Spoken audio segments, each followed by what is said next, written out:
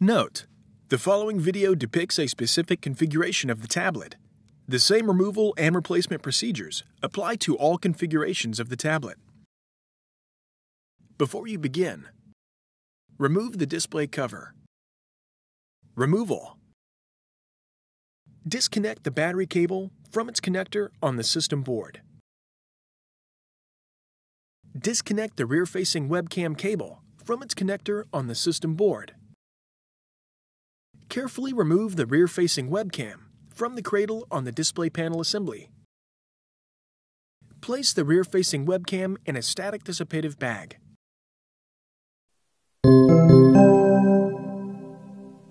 Replacement. Remove the rear-facing webcam from the static dissipative bag. Place the rear-facing webcam into the cradle on the display panel assembly. Important: take care not to touch the camera lens. Connect the rear-facing webcam cable onto its connector on the system board. Connect the battery cable into its connector on the system board.